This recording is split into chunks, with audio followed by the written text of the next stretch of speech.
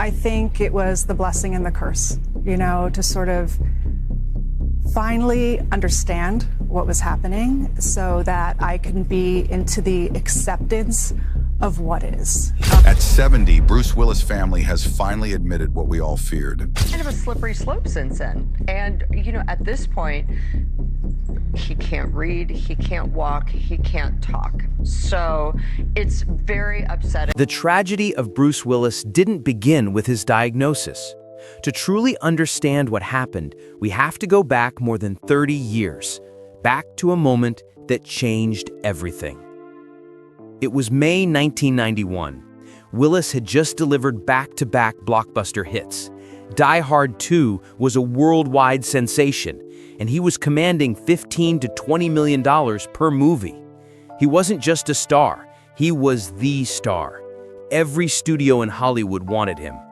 But Bruce wasn't satisfied with just being a leading man. He wanted to create, to take control, to bring his own vision to life. And that's when he gambled everything on a passion project called Hudson Hawk. The idea came from a song he'd written years earlier. He poured himself into the project, not just acting, but co-writing the story, hiring the director, even rewriting scripts on set. For the first time, Bruce Willis wasn't just a performer, he was running the show. Hollywood didn't like that. The movie ballooned in cost, critics destroyed it, and audiences stayed away.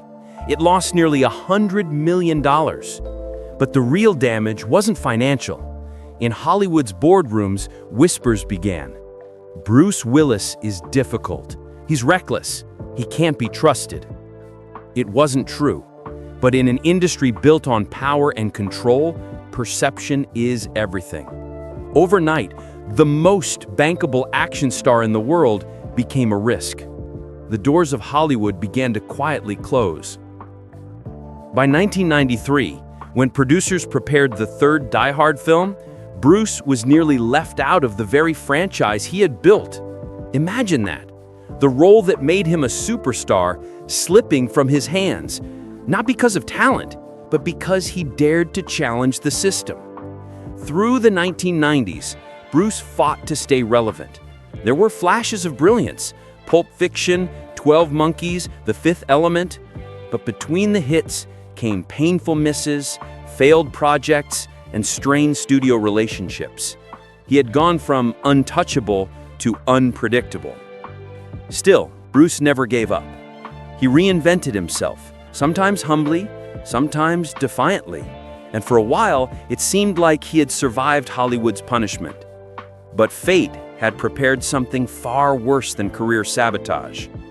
By the 2010s, fans noticed something strange. Bruce was appearing in dozens of low-budget, direct-to-video films. He was on the posters, but on screen, he was barely there. His lines were short, his presence ghost-like. Directors whispered about confusion on set, scripts being rewritten to cut down his dialogue, handlers guiding him through every scene. People mocked these films. Award shows ridiculed his performances. But behind the laughter was a devastating truth. Bruce wasn't phoning it in, he was losing himself. In March 2022, the truth came out. His family revealed he was suffering from aphasia, a condition that strips away the ability to understand and express language. Suddenly, everything made sense. The forgotten lines, the short appearances, the vacant looks. A year later, the diagnosis grew even darker: frontotemporal dementia. Unlike Alzheimer's, this disease doesn't just take memory, it takes personality, behavior, language, and eventually the body itself. There is no cure. Today, Bruce Willis, the man who once leapt from exploding skyscrapers, is unable to walk, talk, or even read. The action hero who built a career on quick wit and grit has been silenced by his own mind. And yet, his story is more than just tragedy. Because even now, surrounded by his daughters, his wife Emma, and even his ex-wife Demi Moore, Bruce is still loved.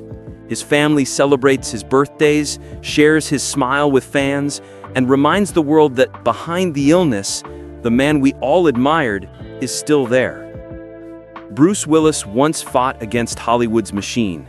Now he faces an enemy far greater.